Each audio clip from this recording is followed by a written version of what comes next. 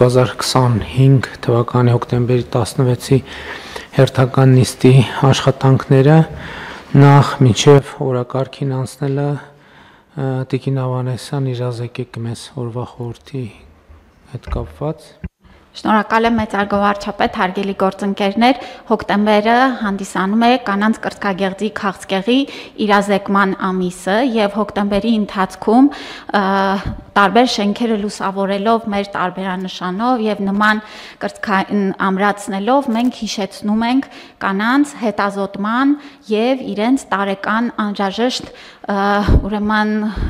կանխարգելիչ հետազոտությունները անցնելու մասով ես ուզում եմ ընդգծել, որ այս տարի նաև Երևանում մի շարք շենքերի վրա եւս փակցվել են այս հիշեցնող պաստառները եւ սրա շրջանակներում նաև ուզում եմ ընդգծել, որ այս տարի պետությունը սկսել է սկրինինգային ընդլայնված ծրագիր, որով պետական պատվերով փակում է սոցփաթեթի շահառուների, հաշմանդամ ունեցող անձանց, սոցիալական տարբեր խմբերի անձանց համար նաև մամոգրաֆիկ հետազոտությունները, այսինքն մեր ուսուցիչները, բժիշկները, տարբեր պետական ծառայողները, զինծառայողների ընտանիքի անդամները կարող են անվճար հետազոտվել եւ մեր կարգախոսն է, որ մեկ հետազոտությունը կարող է կյանք փրկել։ Պետք է հիշեցնեմ, որ կրծքագեղձի քաղցկեղը ինչպես աշխարհում, այնպես էլ Հայաստանում բավականին մեծ մահացության եւ հիվանդացության բեռ է եւ նման արշավների միջոցով գրագետ ճիշտ կանխարգելիչ միջամտությունների շնորհիվ մենք կարող ենք նվազեցնել թե մահացությունը եւ թե իհարկե շատ ավելի լավ կյանքի որակ ունենալ եւ ես շնորհակալ եմ բոլորին, որ նաեւ կառավարությունը միացել է այս իրազեկման արշավին։ Շնորհակալ եմ։ Տիկին Ավանեսյան, իսկ առողջապահության համընդհանուր ապահովագրության ներդրման պարագայում սկրինինգները իրենք փաթեթի մեջ ներառվելու են, թե ոչ։ Այո, պարոն վարչապետ, եւ հենց մեր ապահովագրության հիմնական ուղղվածությունն էլ լինելու է կանխարգելումը, վաղ հայտնաբերումը եւ հիվանդության հայտնաբերման ժամանակ վաղ փուլերում շատ ավելի ծախս արդյունավետ բուժում տրամադրելը։ Մենք նախորոք արդեն իսկ 3 տարի պիլոտային ծրագիր են կարել սկրինինգային մեր մարզերում եւ այս տարվանից էլ արդեն ընդլայնված բոլոր 10-ից ավելի բժշկական կենտրոններ հիմա իրականացնում են պետական ծրագրով սկրինինգային հետազոտություններ եւ ապահովագրության փաթեթում էլ այո ներգրաված լինելու են նաեւ նման ծրագրերը։ Ես կարծում եմ, որ իրազեկման տեսակետից ճիշտ կլինի նաեւ եթե մենք կարողանանք վիճակագրություն հրապարակել, թե վաղ հայտնաբերման դեպքերի քանի տոկոսում է, որ արձանագրվում է հիվանդության հաղթահարում եւ բուժում, որովհետեւ դա էլ կարծում եմ շատ կարեւոր է, որովհետեւ նույն քաղցկեղի հետ կապված մեր իմացությունը ժամանակի ընթացքում մեծանում է եւ հիմա ընդհանրապես ամբողջ աշխարհում քաղցկեղի վերաբերյալ այն նախկին ընկալումը չկա, որ դա դատավճիռ է անբեկանելի եւ իհարկե բարեբախտաբար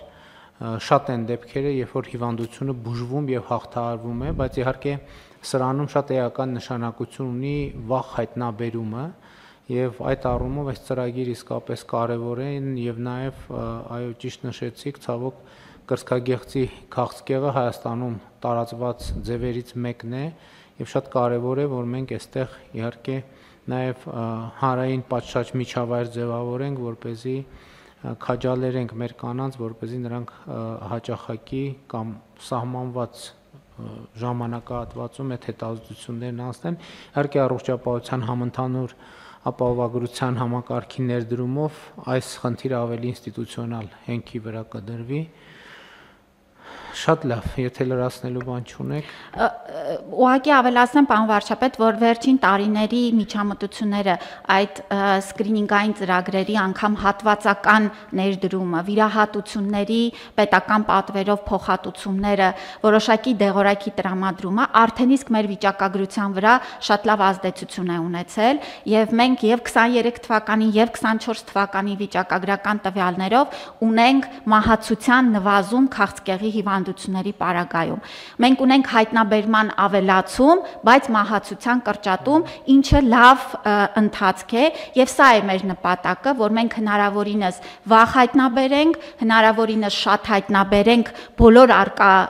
դեպքերը եւ ճիշտ արդեն բուժման արդյունքում ունենանք լավ ելքեր։ Հիմա էլի խնդրում եմ ներեցեք ինձ կրկնաբանության համար, բայց էլի մտքովս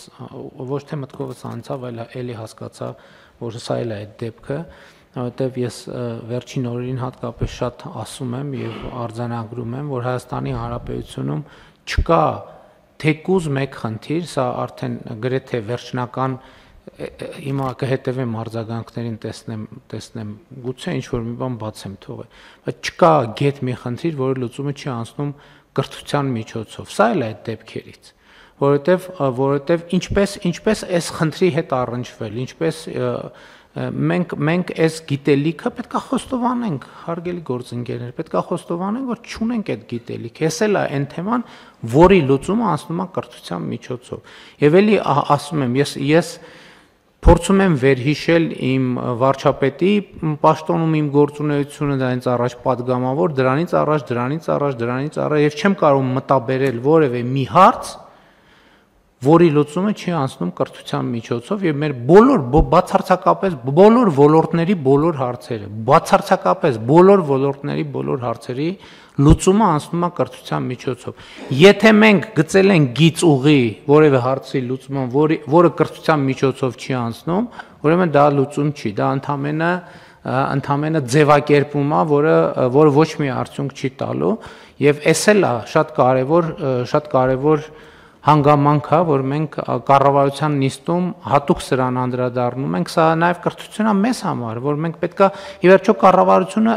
առաջնորդն է երկրի եւ հանրության։ Եվ կառավարությունը այո, պետք է առաջնորդի այդ թվում այս դեպքում մարդկանց իրազեկելով, մարդկանց ցույց տալով, մարդկանց հորդորելով, խնդրելով, ճանապարհը ցույց տալով, որպեսզի մենք էլի չգնանք ամենավերջին կետերին հասնենք,